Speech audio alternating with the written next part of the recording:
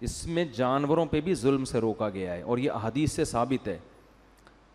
نبی صلی اللہ علیہ وسلم نے فرمایا کہ پچھلی امتوں میں ایک پیغمبر تھے جن کو ایک چیونٹی نے کاٹا تو انہوں نے ساری چیونٹیاں جلا دیں، تو اللہ نے ان پر وحی کر کے تنبیہ کی کہ کاٹا ایک نے تھا، سزا آپ نے سب کو کیوں دی؟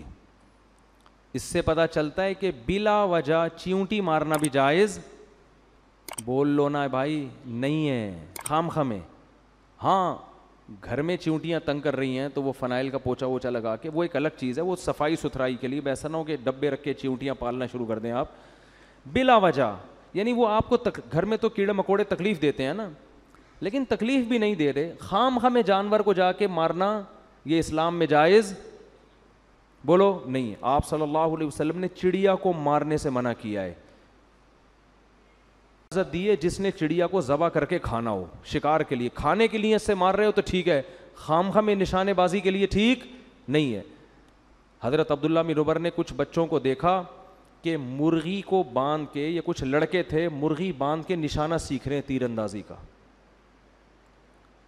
فرمایا نبی صلی اللہ علیہ وسلم نے اس عمل سے منع کیا ہے، نشانے بازی کسی بے جان پہ سیکھو، مرغیوں کو اس کا نشانہ، یہ ظلم ہے نا جانور کے اوپر، جو کام کسی دوسرے سے ہو سکتا ہے اس میں مرغی کو نشانہ کیوں بنا رہے ہو بھائی؟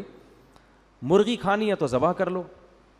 اور آپ دیکھو چائنا والوں کو زندہ کتے کھولتی کڑھائی میں ڈال دیتے ہیں، انسانیت ہے یار یہ۔ لیکن اسلام چونکہ اعتدال کا مذہب ہے، پہلے انسان ہے بعد میں جانور، اس لیے جہاں جانور انسان کی تکلیف کا سبب بنے گا تو پھر مارنے کا حکم ہے۔ مدینہ میں جب کتوں کی تعداد زیادہ ہو گئی تھی تو آپ نے صحابہ کو کتوں کے قتل کا حکم دیا، کیونکہ کتوں کی نسل بہت اسپیڈ سے بڑھتی ہے اور ان کے لیے کوئی محکمہ منصوبہ بندی، فیملی پلاننگ والوں کو انسانوں سے فرصت ملے گی تو کتوں کی طرف جائیں گے نا۔ جس کے لیے اللہ نے کائنات کو بنایا انسان، اس کی تو نسل روکی جا رہی ہے، جو مقصود کائنات نہیں ہے ان کو مارنے پر جو جانوروں کی جو NGOs ہیں نا ان کی طرف سے پابندی، کراچی میں کتا مارنے پر پابندی ہے۔ یہ کتا پن ہے یا نہیں ہے بتاؤ؟ یہ کیسا کتا پن ہے یار؟ کتوں کی نسل کو کنٹرول کرنا یہ قرآن و سنت سے، یہ حدیث سے ثابت ہے۔ مدینہ میں کتے زیادہ ہو گئے تھے، آپ نے حکم دیا قتل کلاب کا، کتوں کو مارو، ایک نسل کو کم کرو ان کی۔ پھر صحابہ تو نبی کے حکم پہ حریص تھے، انہوں نے اتنے مارنا شروع کر دیے کہ دیہاتی باہر سے آتا اس کے بھی کتے کو مارتے ہو، تو آپ نے منع کیا، فرمایا ما لکم وللکلاب، تمہیں کیا ہو گیا کتوں کے بارے میں؟ اللہ کی مخلوق ہے، چھوڑ دو اپنے حال پہ۔ کیا مطلب کہ ہمیں کتے سے کوئی ذاتی دشمنی نہیں ہے کہ اس کی نسل ہی ختم کرنی ہے، اتنا کرنا ہے کہ انسانوں کو نقصان پہنچانا ختم کر دیں، جب کنٹرول میں آ گئے تو اب چھوڑ دو۔ تو یہ اعتدال ہے۔ بعض لوگوں کے ہاں جانوروں کے اتنے حقوق ہیں، NGOs بنی ہوئی ہیں، کتے لوگوں کو کاٹ رہے ہیں، بائکوں سے ٹکرا رہے ہیں، کراچی میں تو بہت ہو گئے ہیں، لیکن کہتے ہیں نا نا نا ان کتوں کو مت مارو۔ اور بعضوں کے ہاں ایسی زیادتی ہے کہ جلتے ہوئے زندہ کتے جلتی ہوئی کڑھائی میں ڈال کے کھا جاتے ہیں۔ وہ بہت سے دوستوں نے بتایا چائنا میں وہ کتا جب کڑھائی سے نکلتا ہے زندہ ہوتا ہے وہ، کیونکہ اسکن جب تک آپ کے اوپر ہے نا اور گلا نہیں کٹتا، آپ کسی کی موت آرام سے نہیں ہوتی، جلنے سے جلدی موت نہیں ہو جاتی انسان کی۔ تو وہ کس قدر جانور کے ساتھ ظلم ہے۔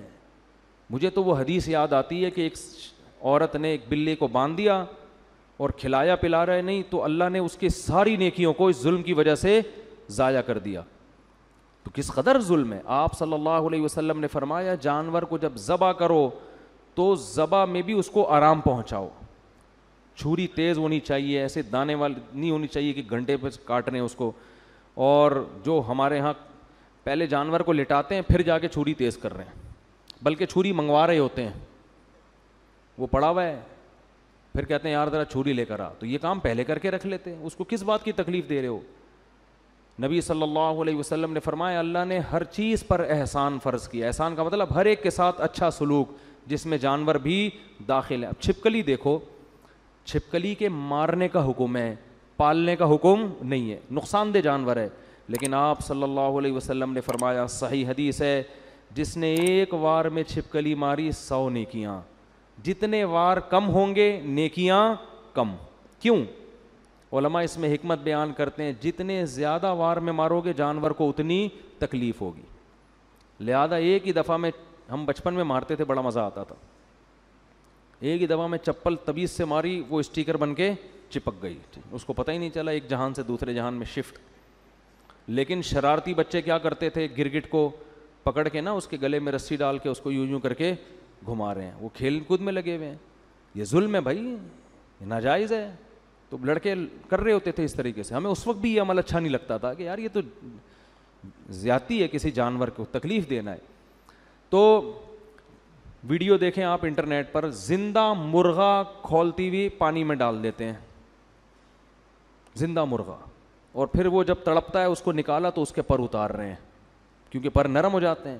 بھائی تھوڑی دیر کے لیے آپ اپنی انگلی کھولتے ہوئے پانی میں ڈال کے دیکھیں، آپ سے برداشت ہوتی ہے؟ آپ کیسے زندہ جانور آپ اس کے اندر پانی کے اندر ڈال رہے ہو بھائی، اور پھر اس کو نکال کے وہ بیچارہ تڑپ رہا ہے، اس کے بال ہٹا رہے ہیں۔ آپ کی تو انٹرٹینمنٹ ہے، آپ کی لذت اور مزے ہیں، اور اس جانور پہ کیا گزر رہی ہے وہ جانور ہی جانتا ہے۔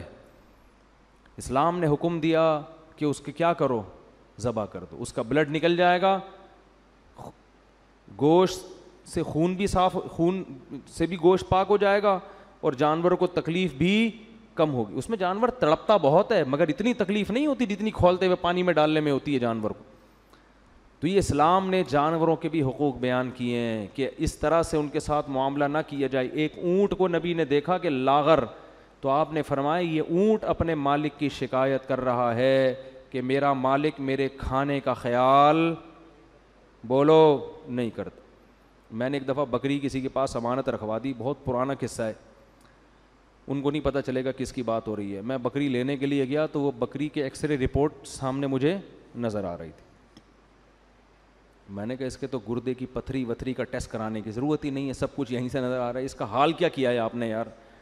کتنا کھانا کھلاتے تھے؟ کہتے صبح ایک ٹائم کھلاتا تھا بس، میں زیادہ کھانا صحت کے لیے نقصان دہ۔ اب 24 گھنٹے میں یار آپ خود ذرا ایک ٹائم کھا کے دیکھو، ہم صبح سحری کرتے ہیں پھر شام کو افطاری کر لیتے ہیں، 12-13 گھنٹے کا روزہ کیسا لگتا ہے، اور آپ 24 گھنٹے تک جانور کو، اور بکری تو سارا دن کھانے والی ہے۔ تو یہ بڑے بڑے ظلم ہو رہے ہیں، یہ بے زبان جانور ہیں، جس کے دل میں آخرت کا خوف نہیں ہے نا، اس سے بڑا ظالم دنیا میں کوئی نہیں ہے۔ اور جس کو یہ خوف ہے کہ میں نے اللہ کو جواب دینا ہے، تو ان جانوروں کے بارے میں بھی اس کو خوف ہوگا۔ میں تھائی لینڈ میں یا پتہ نہیں ملیشیا میں تھا، یہ سب چیزیں ہو رہی ہیں ہمارے معاشرے میں۔ وہاں میں نے ایک بندے کو مچھلی کا شکار کرتے ہوئے دیکھا، کہتے ہوئے بھی گھن آتی ہے، زندہ چھپکلی کانٹے میں لگائی ہوئی ہے، توبہ استغفر، تو چھپکلی سے ویسے ہی گھن بہت آتی ہے یار، زندہ چھپکلی، اور اس کو گھما کے پانی کے اندر ڈبوتا ہے، پھینکتا ہے، پھر وہ مچھلی آتی ہے تو کھینچتا ہے۔ میں نے کہا یار اس کو مار کے کر دو یہ کام، بول تو چھپکلیوں سے یہ کام لینا صحیح نہیں ہے، کچھ اور کر لے بھائی، تو گندا، چھپکلی کوئی ایسی چیز ہے کچھ اور لگا لے۔ کہتے نہیں یہ جب ہلتی ہے نا تو وہ تو ہلتی تو ہے، آپ کے 2 مچھلیاں آپ زیادہ پکڑ لو گے اس سے، لیکن تکلیف کتنی دے رہے ہو آپ جانور کو یار، اس کے پھندا اٹکا ہوا ہے، پھر پانی میں ڈبو بھی رہے ہو، سانس گھٹتا ہے، پھر باہر مرنے بھی نہیں دے رہے اس کو، کیونکہ مر گئی تو مصلحت فوت ہو جائے گی۔ اس سے بڑا ظلم بعض لوگ یہ بھی کرتے ہیں کہ سمندر میں کانٹا لگا کے رات کو چھوڑ کے چلے گئے، صبح آ کے نکال لیا۔ اب رات کو جو مچھلی کانٹے میں پھنسی ہے، پوری رات اس کے جبڑے میں اس کانٹے، آپ ذرا اپنے جبڑے میں کانٹا گھسا کے دیکھو، آپ کو 2 منٹ میں اندازہ ہو جائے گا، ساری رات وہ کیا کرتی ہے، تڑپتی رہتی ہے۔ جال کا معاملہ الگ ہے، جال لگا کے چلے جاؤ اس سے کچھ نہیں ہوتا، کانٹا لگا کے آپ جائیں نہیں، جیسے ہی آئیے اس کو کھینچ کے باہر نکالیں۔ تو یہ سارے جانوروں پہ ظلم ہے جن کا قیامت کے دن حساب دینا پڑے گا۔ ہاں اس میں اعتدال کی راہ ہے کہ اب ایسا نہ ہو کہ چیونٹی مارنا ناجائز ہے تو اب دیکھ دیکھ کے چلنا شروع کر دیں کہ میرے پاؤں کے نیچے کہیں چیونٹی نہ آ جائے، اتنی تکلف کی ضرورت نہیں ہے۔ وہم لا یشعرون، سلیمان علیہ السلام بھی دیکھ دیکھ کے نہیں چل رہے تھے لشکر میں کہ نیچے جو آ گیا تو آ گیا، اب تھوڑی اتنا کسی کے پاس